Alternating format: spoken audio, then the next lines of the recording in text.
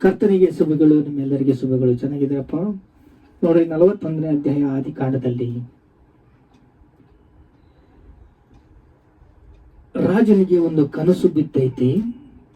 ಆ ಕನಸು ಕಳವಳ ಉಂಟಾಗ್ತಾ ಬಂದೈತಿ. ರಾಜನು ಈ ಕಲ ಏನಪ್ಪ, ಯಾರು ನನಗೆ ಈ ಭಾವವನ್ನು, ಕನಸು ಭಾವವನ್ನು ಯಾರು ನಮಗೆ ಕೊಡ್ತಾರೆ, ಯಾರು ಹೇಳ್ತಾರೆ ಅಂತ ಚಿಂತಿಸುತ್ತಿದ್ದಾಗ ಆ ಕನಸು ಏನೆಂದರೆ, ಅವನು ನೈಲು ನದಿ ತೀರದಲ್ಲಿ ನಿಂತಿದ್ದು ಅಷ್ಟರಲ್ಲಿ ಲಕ್ಷಣವಾದ 7 ಕೊಬ್ಬಿದ ಆಕಳುಗಳು ಬಂದವು. ಆದರೆ ಆ ಹುಲ್ಲಿನಲ್ಲಿ ಮೇಯುತ್ತಿದ್ದಾಗ ಅವನ ಹಿಂದೆ ಬಡವಾದ 7 ಆಕಳುಗಳು ನದಿಯೊಂದೊಳಗಿಂದ ಬಂದು ಕಾಣಿಸಿದವು. ಆಕಳುಗಳು ಹತ್ತಿರ ನದಿ ತೀರದಲ್ಲಿ ನಿಂತು ಮೇಯತೊಡಗಿದವು. ಆ ಬಡ ಆಕಳುಗಳು ಲಕ್ಷಣವಾದ ಕೊಬ್ಬನ್ನು ಆಕಳುಗಳನ್ನು ತಿಂದು ಬಿಟ್ಟವು. ಹೀಗೆ ಕಾಣುವುದರಲ್ಲಿ ಫರೋನಿಗೆ ಎಚ್ಚರವಾಯಿತು. ನೋಡ್ರಿ, ಇಲ್ಲಿ ವಾಕ್ಯವು ಏನಂದ್ರೆ, ಒಂದು ಕನಸು ಕಂಡಾನೆ ರಾಜನು. ಆ ಕನಸು ಕಳವಳವುಳ್ಳಾಯಿತು. ಕೊಬ್ಬಿದ ಆಕಳಗಳು 7 ಬಂದವು. ಬರ ಇದ್ದಾಗ 7 ಆಕಳಗಳು, ಕೊಬ್ಬಿದ ಆಕಳಗಳು ಬಂದವು.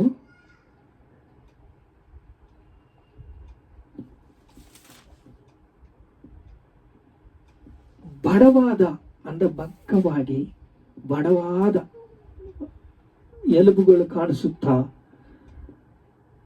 7 ಆಕಳಗಳು ಕಾಣಿಸಿದವು.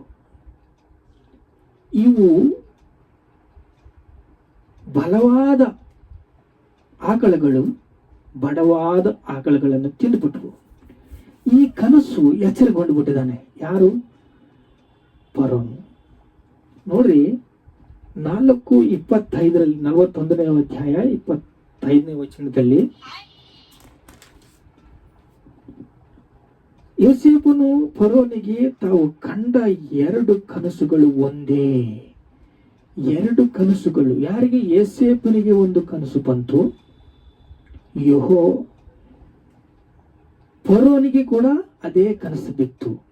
ಈಗ ಯೋಸೇಫನು ಪ್ರಾರ್ಥನೆ ಮಾಡಿದ್ದಾನೆ, ಏಸಪ್ಪ, ಇದರ ಕನಸು ಭಾವ ಏನಂದ್ರೆ, ಸಮೃದ್ಧಿಯಾದ 7 ವರ್ಷಗಳು ಫಲಭರಿತವಾಗಿ 7 ವರ್ಷಗಳು ನಾನು ಫಲವನ್ನು ಕೊಡ್ತೀನಿ. ಬರವಾದ ವರ್ಷಗಳು 7 ಬರ್ತವೆ. ಆ 7ಗಳಲ್ಲಿ ತಿಂಡಿ ಇರುವುದಿಲ್ಲ, ಆಹಾರವಿರುವುದಿಲ್ಲ, ಸಮೃದ್ಧಿ ಇರುವುದಿಲ್ಲ, ನೀರಿರುವುದಿಲ್ಲ ಅಂತ ಹೇಳಿದಾಗ ಅದನ್ನು ಫರೋಗೆ ಹೇಳಿದನು. ಇಂಥ ಆತ್ಮ, ದೇವತೆಗಳ ಆತ್ಮ ಫರೋನು ಇಂಥ ಆತ್ಮ, ನೋಡ್ರಿ, ಇಂಥ ಆತ್ಮ ಯಾರತ್ರ ಇರುತ್ತೆ? ಯೋಸೇಫನಲ್ಲಿ ಇರುವಂತಹ ಆತ್ಮ, ದೇವರ ಆತ್ಮ ಯೋಸೇಫನಲ್ಲಿದೆ. ಏಕೆಂದ್ರೆ ಸಣ್ಣವನಾಗಿದ್ದಾಗ ಯಾಕೋಬನು ಪ್ರಾರ್ಥನೆ ಮಾಡಿದ್ದಾನೆ. ಯಾರು ಕೊಟ್ಟಾಗ? ದೇವರ ಸಂಗಡ, ದೇವರ ದೂತ ಮೇಲೆ ಒಡೆದಾಡಿ ಪ್ರಾರ್ಥನೆ ಮಾಡಿ, ನಿನ್ನ ಹೆಸರು ಏನು ಅಂತ ಕೇಳಿದರೆ, ನನ್ನ ಹೆಸರು ಯಾಕೋಬು, ಇಂದಿನ ದಿವಸದಿಂದ ನಿನ್ನ ಹೆಸರು ಯಾಕೋಬ ಅಲ್ಲ, ಇಸ್ರಾಯೇಲು ಅಂತ ಹೇಳಿ ಇಸ್ರಾಯೇಲ್ ರಾಜ್ಯವನ್ನು ಇಂದಿನ ಒಡೆದಾಡ್ಕಂತಿದ್ದಾರಲ್ಲ ಅಂತ ರಾಜ್ಯವನ್ನಾಗಿ ಮಾಡಿದ್ದಾನೆ. ಆ ರಾಜ್ಯದ ಮೂಲ ಪುತ್ರನು ಯಾಕೋಬನು. ಯಾಕೋಬನ ಮಗ ಯೋಸೇಫನು. ಯೋಸೇಫನು ದೇವತೆಗಳ ಆತ್ಮ ನಿನ್ನಲ್ಲಿದೆಯಲ್ಲ, ನೀನೇ ಈ ಪರಿಪಾಲನವನ್ನು ಮಾಡು ಅಂತಂದು ರಾಜ್ಯಾಧಿಕಾರಿಯನ್ನು ಕೊಟ್ಟು ಉಂಗುರವನ್ನು ಇಟ್ಟು ಈಗ ಯೋಸೇಫನಿಗೆ ರಾಜ್ಯಾಧಿಕಾರವನ್ನು ಕೊಟ್ಟಿದ್ದಾನೆ. ರಾಜ್ಯಾಧಿಕಾರವನ್ನು ಮಾಡುತ್ತಾ ಇದ್ದಾನೆ. ಯಾರು? ಯೋಸೇಫನು. ಈಗ ದೇವತೆಗಳ ಆತ್ಮ ಯಾರಲ್ಲಿದೆ? ಯೋಸೇಫನಲ್ಲಿದೆ. ದೇವತೆಗಳ ಆತ್ಮ ಇದ್ದು ಪರಿಪಾಲನೆ ಮಾಡ್ತಾ ಇದ್ದಾನೆ. 7 ಸಮೃದ್ಧಿಗಳ ವರ್ಷಗಳು ಬಂದವು. 7 ಸಮೃದ್ಧಿಗಳ ವರ್ಷಗಳಲ್ಲಿ ಆಹಾರ ಚೆನ್ನಾಗಿ ಬೆಳೆದಿದೆ. 7 ವರ್ಷಗಳು ಬರ ಬಂದು 7 ವರ್ಷಗಳು ಬರದಲ್ಲಿ ಕೂಡ ಎಲ್ಲ ನೋಡ್ತಾ ಇದ್ದಾನೆ ಫರೋ. ಇಂದಿನ ದಿವಸ ದೇವರು ನಮ್ಮನ್ನು ನೋಡ್ತಾ ಇದ್ದಾನೆ.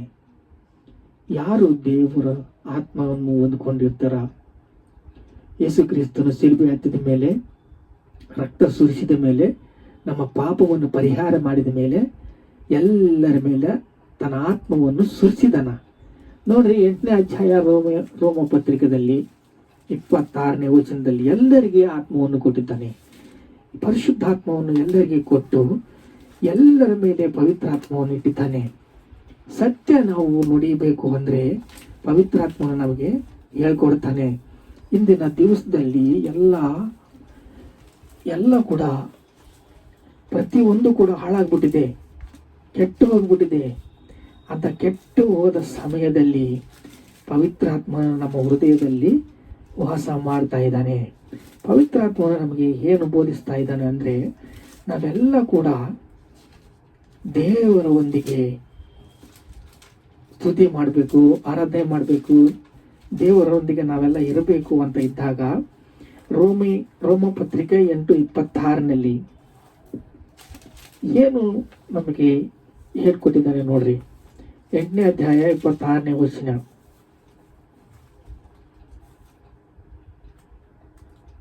ಹಾಗೆ ಪವಿತ್ರಾತ್ಮನು ಸಹ ನಮ್ಮ ಆಸಕ್ತಿಯನ್ನು ನೋಡಿ ಸಹಾಯ ಮಾಡುತ್ತಾನೆ.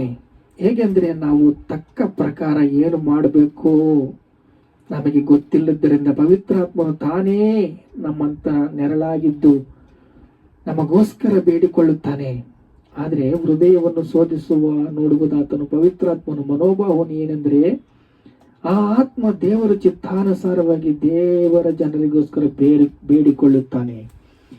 ದೈವ ಜನರಿಗೋಸ್ಕರ ಬೇಡಿಕೊಳ್ಳುತ್ತಾ ಪ್ರಾರ್ಥನೆ ಮಾಡುತ್ತಾ ಸ್ತುತಿಸ್ತಾ ಆರಾಧಿಸ್ತಾ ಇದ್ದಾನೆ. ಯಾರು? ಪವಿತ್ರಾತ್ಮನು. ಹೇಗೆ ಬಂದಿತು?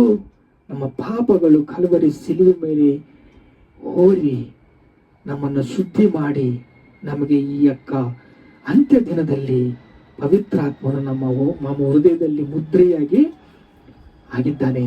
ನಮ್ಮೆಲ್ಲರಿಗೆ ಪ್ರೀತಿಯಿಂದ ನಮ್ಮನ್ನು ದೇನಭಾವರಾಗಿ ಮಾಡಿ, ನಮ್ಮನ್ನು ಶ್ರಮೆಯಿಂದ, ನಮ್ಮನ್ನು ಎಚ್ಚರಿಕೆಯಿಂದ, ದೇವರ ಮಾತಿನಿಂದ, ದೇವರ ನುಡಿಯಿಂದ, ದೇವರ ಅಭಿಷೇಕದಿಂದ, ದೇವರ ರಕ್ತದಿಂದ ನಮ್ಮನ್ನು ತೊಳೆದು ನಮ್ಮ ಹೃದಯದಲ್ಲಿದ್ದು ಪ್ರಾರ್ಥನೆ ಮಾಡಿ ಸ್ತುತಿ ಆರಾಧಿಸ್ತಾ ಇದ್ದಾನೆ.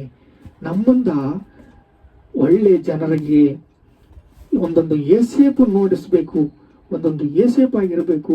ಐಗುಪ್ತ ಜನಕ್ಕೆ ಊಟ ಕೊಟ್ಟ ಸಂತೋಷ ಸಮೃದ್ಧಿ ಫಲವನ್ನು ನೀಡಿದ ಏಸೇಪನಾಗಿ ಒಬ್ಬೊಬ್ಬರನ್ನು ನೋಡ್ಬೇಕಂತ ದೇವರು ನಮ್ಮನ್ನು ನೋಡ್ತಾ ಇದ್ದಾರೆ. ನೋಡ್ರಿ 8ನೇ ಅಧ್ಯಾಯ ರೋಮ ಪತ್ರಿಕೆ 8ನೇ ವಚನ ನೋಡಿದ್ರೆ, ಶರೀರ ಭಾವದವರು ದೇವರಿಗೆ ಮೆಚ್ಚುಗೆಯಾಗಿರಲು ಯಾರು? ನೀವಾದರೆ ನಿಮ್ಮಲ್ಲಿರುವ ದೇವರ ಆತ್ಮವಾಸವಾಗಿರುವುದರಿಂದ ಶರೀರ ಭಾವದವರಲ್ಲ, ದೇವರ ಆತ್ಮನು ಅಧೀನರಾಗಿದ್ದೀರಿ. ದೇವರ ಆತ್ಮಕ್ಕೆ ಅಧೀನರಾಗಿದ್ದೀರಿ.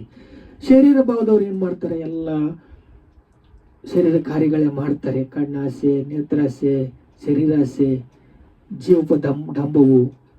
ಏನ್ ಮಾಡ್ತೀಯೋ, ಏನಾಯ್ತ ಕೊಂಡ್ಬಿಡ್ತೀನಿ ಅಂತ ಹ್ಯಾಬೇಲ್ನಾಗೆ ಕೈಯಲ್ನಾಗೆ ಹೊಡೆದಾಡ್ಕೊಂತಾರೆ. ಒಂದೇ ತಾಯಿಗೆ ಹುಟ್ಟಿದ ಮಕ್ಕಳು ಸತ್ತೋಗ್ಬಿಡ್ತಾರೆ. ಒಬ್ಬರನ್ನೊಬ್ರು ಹೊಡ್ಕೊಳ್ತಾ ಇರ್ತಾರೆ. ಇದು ಶರೀರ ಭಾವದಲ್ಲಿ ಶರೀರ ತತ್ವಕ್ಕೆ ಸಂಬಂಧಿಸಿದ್ದು. ಆದರೆ ನೀನು ಶರೀರ ಭಾವದಲ್ಲ, ಆತ್ಮ. ನೋಡ್ರಿ, ದೇವರ ಆತ್ಮ ಅಧೀನರಾಗಿದ್ದೀರಿ. ದೇವರ ಆತ್ಮ ಅಧೀನರಾಗಿದ್ದೀರಿ. ಪವಿತ್ರ ಆತ್ಮ ನಿಮ್ಮ ಹೃದಯದಲ್ಲಿ ನೆಲೆಗೊಂಡಿದ್ದಾನೆ. ನಿಮಗೋಸ್ಕರ ಪ್ರಾರ್ಥನೆ ಮಾಡ್ತಾ ಇದ್ದಾನೆ, ನಿಮಗೋಸ್ಕರ ಸ್ತುತಿಸ್ತಾ ಇದ್ದಾನೆ, ನಿಮಗೋಸ್ಕರ ಆರಾಧಿಸ್ತಾ ಇದ್ದಾನೆ. ನಮಗೆ ಪ್ರೀತಿಯಿಂದ ಅವರ ಶಕ್ತಿಯನ್ನು ಸ್ವಲ್ಪ ಸ್ವಲ್ಪ ಸ್ವಲ್ಪ ಸ್ವಲ್ಪ ಸ್ವಲ್ಪ ಕೊಟ್ಟು ಒಬ್ಬೊಬ್ಬ ಏಸೇಪನಾಗಿ ಮಾಡಬೇಕಂತ ನಮ್ಮೆಲ್ಲರಿಗೆ ಒಂದು ಏಸೇಪನು ನಮ್ಮಲ್ಲಿ ಇರಬೇಕು ಅಂದರೆ ನಮ್ಮನ್ನು ಪರೀಕ್ಷಾ ಮಾಡ್ತಾನೆ. ನೋಡ್ರಿ, ಐಫೋನ್ ನೋಡ್ರಿ, ಎಷ್ಟು ಪರೀಕ್ಷೆಯಿಂದ ಅದು ಬಂದಿದೆ. ಪರೀಕ್ಷೆ ಇಲ್ಲದೆ ನಮ್ಗೆ ಕೊಡ್ತಾನ? ಪರೀಕ್ಷಿಸಿ ನಮ್ಮ ಕೈ ಕೊಟ್ಟಿದ್ದಾರೆ. ನೋಡ್ರಿ, ಅಂತ ಒಳ್ಳೆ ಐಫೋನನ್ನು ಸೃಷ್ಟಿಸಿದ ಮನುಷ್ಯರು ದೇವರು ನಮ್ಮನ್ನು ಹೆಂಗೆ ಸೃಷ್ಟಿಸಿದ್ದಾನೆ. ದೇವರ ಆತ್ಮ ನಮ್ಮ ಹೃದಯದಲ್ಲಿ ಇಟ್ಟಿದ್ದಾನೆ. ತನ್ನ ಮಗನನ್ನೇ ಸಿಲುಬೆ ಏರಿಸಿದ್ದಾನೆ. ಪಾಪವೆಲ್ಲ ಕೂಡ ಅವನ ಮೇಲೆ ಹೊರೆ ಹಾಕಿದ್ದಾನೆ. ಶಿಲುಬೆ ಹತ್ತನೇನೋ ಅಂತ ಹೇಳಿದ್ದಾನೆ. ಶಿಲುಬೆ ಹತ್ತಿಸಿ ರಕ್ತ ಸುರಿಸಿ ನಮ್ಮನ್ನು ಪವಿತ್ರಾತ್ಮ ನಮ್ಮ ಹೃದಯದಲ್ಲಿ ಇಟ್ಟು ಒಬ್ಬೊಬ್ಬ ಏಸೇಪನಾಗಿ ನಾವಿರಬೇಕು ಅಂತ ದೇವರು ಅದರಿಂದ ನಮ್ಮನ್ನು ಎಷ್ಟು ಪ್ರೀತಿಸ್ತಾ ಇದ್ದಾರೆ ನೋಡ್ರಿ, ಎಷ್ಟು ಆನಂದಿಸ್ತಾ ಇದ್ದಾರೆ ನೋಡ್ರಿ, ಎಷ್ಟು ನಮಗೆ ಪ್ರೀತಿಯಿಂದ ನೋಡ್ಕೊಂತ ಇದ್ದಾರೆ ನೋಡ್ರಿ. ಇಲ್ಲಿ ಒಂದು ಮಾತಿದೆ, ಒಂದು ಹೇಳ್ತೀನಿ ನಿಮ್ಗಿಸ್ತೇನೆ. 8ನೇ ಅಧ್ಯಾಯ 1ನೇ ವಯಸ್ಸಿನಲ್ಲಿ ನೋಡ್ರಿ. ಆದ್ದರಿಂದ ಕ್ರಿಸ್ತ ಯೇಸುವಿನಲ್ಲಿರುವವರಿಗೆ ಅಪರಾಧ ನಿರ್ಣಯವು ಈಗ ಇಲ್ಲವೇ ಇಲ್ಲ. ಯೇಸು ಕ್ರಿಸ್ತನಲ್ಲಿದ್ದರೆ ನಿನಗೆ ಅಪರಾಧ ನಿರ್ಣಯವು ಇಲ್ಲವೇ ಇಲ್ಲ. ಯಾವ ಅಪರಾಧವೂ ನಿನ್ನ ಹತ್ರ ಇಲ್ಲ. ನೀನು ಪವಿತ್ರಾತ್ಮನಿಂದ ಶುದ್ಧ ಹೃದಯವನ್ನು ಹೊಂದಿಕೊಂಡು ನೆತ್ತಿಯಿಂದ ಕಾಲಿನವರೆಗೂ ಯೇಸುವಿನ ರಕ್ತದಿಂದ ನಿಮ್ಮನ್ನು ಶುಭ್ರ ಮಾಡಿ ಶುದ್ಧಿ ಮಾಡಿ ಆತ್ಮನು ನಿಮ್ಮಲ್ಲಿ ನಿವಾಸಿಸಿ ನೀವು ಒಂದೊಂದು ಏಸೇಪಾಗಿ ಬಾಳಬೇಕೆಂದು ಒಂದು ಐಗುಪ್ತಿ ಅಂತ ಎಷ್ಟು ಜನ ಪರಿಪಾಲಿಸಿದ್ದಾರೆ, ಎಷ್ಟು ಜನಕ್ಕೆ ಏಸೇಪು ಆಶೀರ್ವಾದ ಆಗಿದ್ದಾನೆ, ಎಷ್ಟು ಜನಕ್ಕೆ ಫಲಭರಿತವಾಗಿದ್ದಾನೆ, ಎಷ್ಟು ಜನಗಳಿಗೆ ಆನಂದ, ಸಂತೋಷ, ಸಮಾಧಾನ ಕೊಟ್ಟಿದ್ದಾನೆ. ಒಬ್ಬೊಬ್ಬನು ಕ್ರಿಸ್ತನೊಳಗಿದ್ದವರು ಒಬ್ಬೊಬ್ಬ ಏಸೇಪಾಗಿ ಬಲಗೊಳ್ಳಬೇಕು ಅಂತ ದೇವರು ಎಷ್ಟೋ ಪ್ರೀತಿಯಿಂದ ನಮ್ಮನ್ನು ಪ್ರೀತಿಸುತ್ತಾ ಎಷ್ಟೋ ಆಶೆಯಿಂದ ದೇವರಿದ್ದಾರೆ. ದೇವರ ಆಶೆ ಭಂಗಪಡಿಸಿದ್ದಕ್ಕೆ ದೇವರು ಮನಸ್ಸನ್ನು ನಾವು ಓರಿ ದೇವರ ಮನಸ್ಸಾಗಿ ನಾವು ನಡ್ಕೊಳ್ಳೋಣ, ಪ್ರೀತಿಯಿಂದ ನಡ್ಕೊಳ್ಳೋಣ. ಪ್ರಾರ್ಥನೆ ಮಾಡೋಣ. ತಂದೆ, ನಾವು ಬಲಹೀನರು, ನಮ್ಮ ಬಲಹೀನತೆಯನ್ನು ನೋಡಿ ನಮ್ಮೊಳಗಿಂದ ನಮ್ಮ ಹೃದಯದೊಳಗೆ ಹೋಗಿ ಒಬ್ಬೊಬ್ಬ ಏಸೇಪನನ್ನು ನೋಡ್ತಾ ಇದೆಯಾ ತಂದೆ. ಅಪ್ಪ, ನಿಮಗೆ ಸ್ತೋತ್ರ ಸ್ತೋತ್ರ ಸ್ತೋತ್ರ. ಒಬ್ಬೊಬ್ಬ ಏಸೇಪನು ಒಂದೊಂದು ಕಾಂಡಕ್ಕೆ ಹೋಗಿ ಒಂದೊಂದು ರಾಷ್ಟ್ರವನ್ನು ಪ್ರೀತಿಯಿಂದ ಯೇಸು ಕ್ರಿಸ್ತನಿಗೆ ಸ್ವಂತ ಮಾಡಿದ್ರೆ ಅಪ್ಪ ಇನ್ನೇನು ಬೇಕಪ್ಪ ನಮಗೆ. ಸ್ತೋತ್ರ ಸ್ತೋತ್ರ ಸ್ತೋತ್ರ. ಇಷ್ಟು ಕೃಪೆ ಕೊಟ್ಟಿದೆಯಲ್ಲ ತಂದೆ, ಇಷ್ಟು ಕೃಪೆ ನಮಗೆ ಕೊಟ್ಟಿದೆಯಾ ತಂದೆ. ಸ್ತೋತ್ರ ಸ್ತೋತ್ರ ಸ್ತೋತ್ರ. ಘನತೆ, ಮಹಿಮೆ, ಪ್ರಭಾವಗಳು ನಮಗೆ ಚೆಲ್ಲಿಸ್ತಾ ಇದ್ದೀವಿ ತಂದೆ. ಆಮೆನ್.